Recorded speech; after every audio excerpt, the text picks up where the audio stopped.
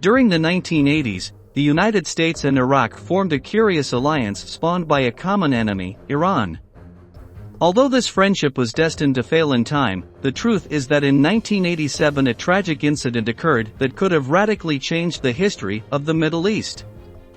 The protagonists were the USS Stark, an American missile frigate, and a Dassault Falcon 50.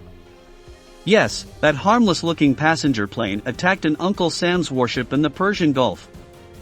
What the crew of the Stark did not know is that the Falcon had been transformed into a gunship with attack qualities similar to those of a French fighter. A great plot twist, right? In this new video of military aviation we are going to tell you everything that happened on May 17, 1987, when a passenger plane put the United States Navy in check. During 1985 and 1986, the Iraqi Air Force sought to collect information on Iranian oil tankers, which were equipped with a special firefighting system and small defensive equipment. After a while, it became clear to the Iraqis that they needed reconnaissance photos of enemy installations in the lower Persian Gulf. This is how an interesting proposal arose: to transform a Dassault Falcon 50, a small passenger plane, into a machine for military use. The Dassault Falcon 50 is an elegant long-range business jet of French construction. It features 3 Garrett TFE 731 turbofan engines and an S-duct air intake for the mid-engine. Superficially, it has the same airframe and capacity as the Falcon 20, but is a much more modern and powerful design.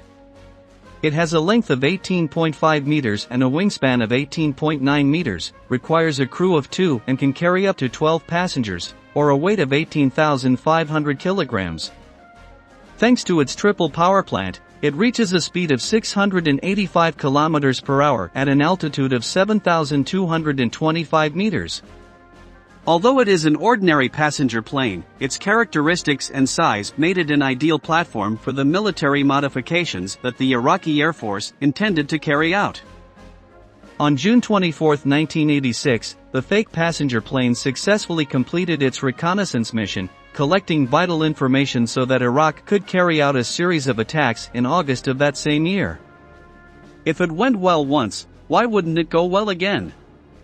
Iraqi Air Force officials decided to transform another Dassault Falcon 50 into a craft for anti-ship operations in the Persian Gulf. But these kinds of modifications were too complex to be done by local engineers, without tools and special model parts. The Falcon 50 was sent to Paris, where it was fitted with a Cyrano for C5 radar and the fire control system used by the Mirage family, the F1EQ5. During its reconstruction at the Villaroche Air Base, the original controls on the right side were maintained, but it was necessary to make exterior changes, incorporating a pointed nose from the Mirage F1 to place the Cyrano radar. But most relevantly, an AM.39 Exocet missile launcher was placed under each wing. After several tests, the Dassault Falcon 50 gunship was sent to Iraq in February 1987, nicknamed Susanna. Now let's get to know the other protagonist of this curious tragedy, the USS Stark. The USS Stark was an Oliver Hazard Perry-class guided missile frigate that was commissioned in 1982. That class of frigates went down in history as one of the first computer-designed naval models, a very common methodology today, but that 45 years ago was practically futuristic. The main missions of the USS Stark consisted of anti-submarine and anti-aircraft attacks to clear the way for merchant ships or ships of logistical importance.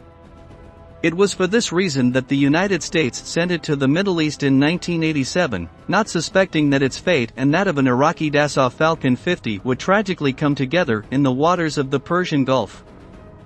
On May 17, 1987, the USS Stark was stationed off the coast of Saudi Arabia, near the exclusion zone delimited by Iran and Iraq.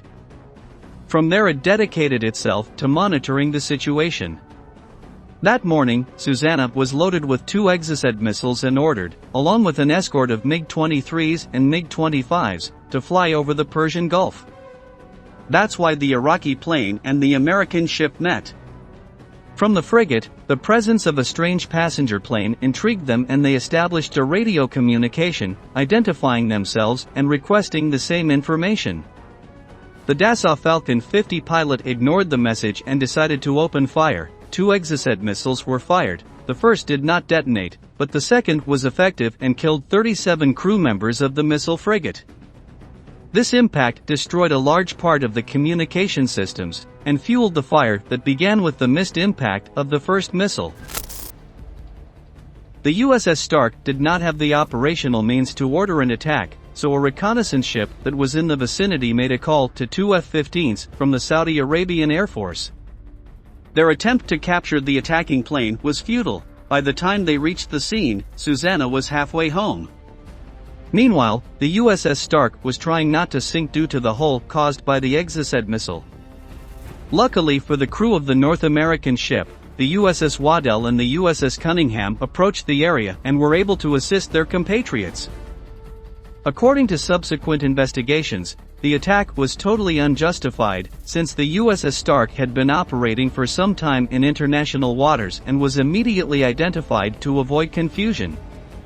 Even so, the Pentagon also placed responsibility on Captain Glenn Brindle of the USS Stark. In accordance with North American doctrine, his ship was not ready to respond and failed to comply with the proper procedure in the presence of an unknown and potentially dangerous enemy. A court-martial for the officers of the Stark was recommended, but never carried out. Brindle retired shortly after the incident and apologized in a letter. Somehow, for the United States Navy, American ineffectiveness hurt more than foreign aggressiveness.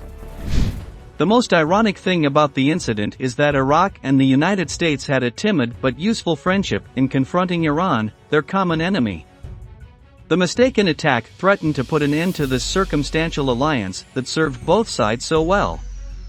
Understanding the seriousness of the matter, the Iraqi government immediately apologized for the attack and compensated the Pentagon and the families of the dead sailors. Saddam Hussein himself explained that the pilot mistook the ship for an Iranian ship, although it is unknown if this is true or just an excuse. The truth is that the apologies were accepted, compensation through. This made the relationship between the United States and the Arab nation even more uncomfortable. Furthermore, to avoid future problems, Uncle Sam promised to provide accurate information on Iranian positions to Iraqi forces.